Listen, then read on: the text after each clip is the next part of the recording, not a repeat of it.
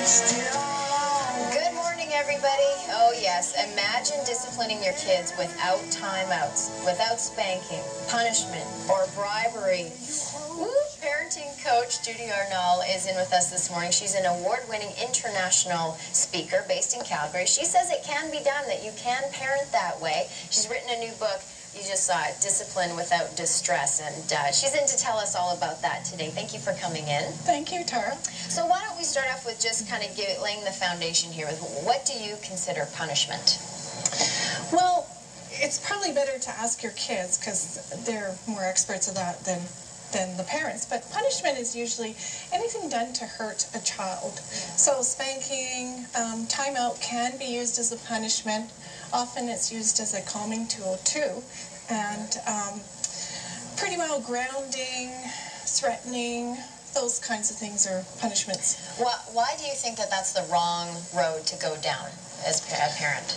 Well, most of our relationships, our love relationships, we don't tend to punish the other person.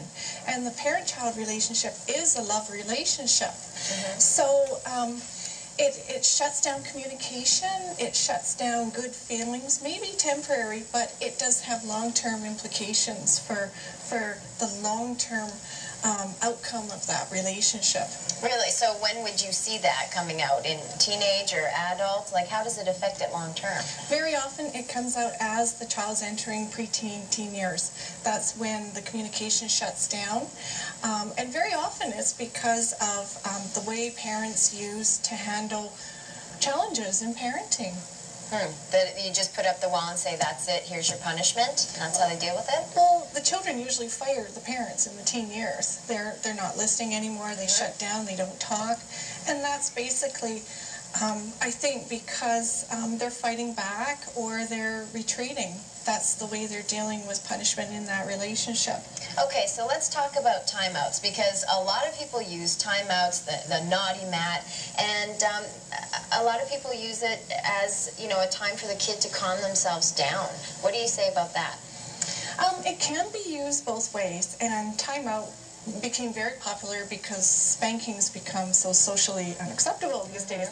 So, but parents still feel the need to do something when they perceive their child's misbehave. Right. So, timeout is often used as a punishment. It is often used as a calming tool, but if parents really, really look at it, it's usually the parents need the timeout. They're need to get away, deal with their anger, and very often they put the child in timeout so that they have a moment to calm down themselves. And I'm saying, instead of taking another person and putting them in timeout, deal with yourself. Change what you can change, which is yourself, and take a timeout for you. Get yourself in a calm space. Then deal with the discipline issue with your child. And very often we have, there are children that won't go to timeout. Right, and it becomes quite a power struggle, and it escalates, and nobody is calming down. Okay, so if your child is just, you know, sometimes they are out of control, and you want them to calm down. You're okay, but you really do want them to calm down. Then what do you do? How do you calm them down? Instead of saying, go have a timeout, be by yourself and calm down for a little bit. How do you deal with that?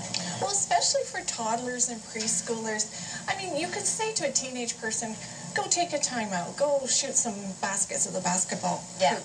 And they can do that. But for small children, they don't know how to calm down. They need a parent there to show them, to help hold them, to hug them, to tell them to deep breathe. In the book, I list 65 ways that we can calm down, we can show our children to calm down without forcing them into isolation. And that's a life skill. When I ask parents, well, how do you take a time out? And parents say they're all positive things. They take a bath, the husbands go in the workshop, go mow the lawn, the moms go have a cup of coffee alone. They're all positive ways to calm down. And that's what we want to teach our kids. Okay, what's wrong with saying to a kid, say you're going to a doctor's appointment, if you're really well behaved in this doctor's appointment, we'll go for an ice cream afterwards. Okay. What's wrong wrong with that? You're going to be buying a lot of ice cream over your lifetime. Yes, that's true. Because it does work for small children. I have to admit, bribery does work. But you want to teach your children that sometimes they have to do things, and behavior is not contingent on getting a reward or a bribe. It's expected. It's something, a life skill you want to teach them. So if you really want them to do things, I list some other ways in the book, like making it a game to get out of the house to the doctors, or making it a game to get into the car seat so you can buckle them in. So there's many other ways to use than bribery, because you can get caught in that trap where you're always dangling that carrot at the end. And then they expect it. They do. Just expect. I was very good, so can I have a, so that's true. And I actually have used some of your methods over the weekend, and I think it takes a bit. I mean, it's not going to happen the first time. I think you need to develop that relationship, hey? Absolutely. They're tools you can practice, and they get better, and not everything works all the time. You try different things for different ages, different things for different children. Okay, so obviously it's an agreement that you think kids need discipline and they need boundaries. So what's effective discipline? Okay, absolutely children do need discipline, but discipline means teaching. It doesn't mean hurting them. So effective boundaries is meaning what you say and saying what you mean. So you can say 15 yeses in a day and you're not being a permissive parent. But the one time you really feel you need to say no, you have to stay with that no. If you said no, you can't change. Right? So that is effective discipline. Modeling the way you want them to be, that's effective discipline. And that happens 24 hours a day, every day of the year. Yet we don't really think of modeling as a discipline tool. No. Right? So what do you mean by that? How is that a discipline tool? It's because you are showing them how adults behave in our society. You are teaching them. And true discipline is about teaching. It's not about hurting someone. Punishment is about hurting. So parents really have to realize that there is a difference between discipline and punishment. Two separate things, although we like to use them interchangeably and confuse the issue. Okay. Okay, so let's talk about in the moment, because that's a lot of times when you maybe make the wrong decision, when you're in the moment as a parent and things are a little bit stressful. So what do you do if your child's being really aggressive to either a sibling or another child at the playground? How do you deal with that effectively? That is such a common scenario, is parents say, what do I do when my child's hitting someone else or the children are fighting? So in the moment, we tend to revert back to the way we were raised, and we do reactionary parenting. So I'm saying, take a moment, get yourself calm first so that you can give a calm response. And then with fighting children, what you want to do is focus your attention on the victim or the person who's been hit. And what that does, excuse me, you can have a sip of water if you'd like. I understand how that happens sometimes. And this is great because, there's nothing wrong with, if you're used to one form of parenting, learning another, right? And just opening yourself up to see what works with different kids. So, sorry, go ahead. So then you focus on the victim. So you focus on the victim and you shower attention on repairing them, not repairing them, but making them feel better. Right. And then usually they're fighting because emotions are high, they're upset, they're frustrated, they're angry over something, some type of conflict. So then, that person's calmed down. So you go back to the perpetrator, and then you have to show them how to work it out, how to solve the problem. So you don't solve the problem by taking away the toy.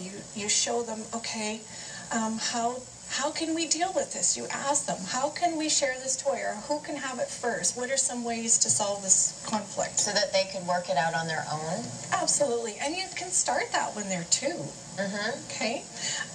And those are skills that children need. They need to know how to resolve conflicts with other people, rather than putting those people in timeout or hitting them, which is what we tend to do when we do reactionary parenting. Okay, so just take a deep breath and then go into it and act like as if it was two adults, maybe. I mean, because that's what you say, right? That you have to treat the child the same way that you would treat a coworker, or it's got to be a mutual respect. Absolutely. You want to model what will happen in the real world. If you go to a movie theater and somebody behind you is kicking your seat, you don't go to that person, pick them up, and put them in a timeout, right? No. You remove yourself. Right. And change what you can change the situation. And children need a lot of adult help in dealing with their emotions. And it's a lifelong skill to teach them not to hit the other person. This is how you deal with your anger. And we have to do that by showing them how we deal with our anger. Most parents, we all start off the day with great conflict resolution skills at 9 a.m. and by 4 p.m. we're yelling. Yeah. Yes. Yeah. Each day we wake up and we say, we're going to do better today. We're going to try and model what we want our children to learn. Start fresh. We do. Well, and I like that you say you have to model, right? So when your kids see the way that you interact with other people, that's the way they're going to interact. Absolutely. And there's nothing wrong with you taking a breather, you taking a time out, and getting yourself, because all parents get angry. It's okay. It's normal. Parenting involves anger. But it's good for you to just take a deep breath, not react to the situation. Take a few minutes to decide what to do. Separate your anger from your discipline, and then come back and deal with the situation calmly. Because when we're angry, we tend to punish. That's our immediate reaction. Right. And there's nothing wrong with taking a few minutes to just think. Just think about it. They're your kids. You got to take a moment. And really, I mean, I've done that before, where I've done the bribery. I tried the timeouts. It didn't work for a couple of my kids, but you know, it's just a really good idea to check this out, and it's some good, thoughtful advice, some things that you can think about as a parent. Professionalparenting.ca is the website you can go to find out a little bit more about what Judy has to say, and she's also doing some workshops at the library. Is that information on your website as well, Judy? It is. Okay, great. So you can get all that information right there. Thank you so much for coming on this morning. Thank you, Tara. It's great. Deep breaths, calm down before the decisions are made. That's a good life skill. It is. No matter if you're parenting or what it is, right? Absolutely.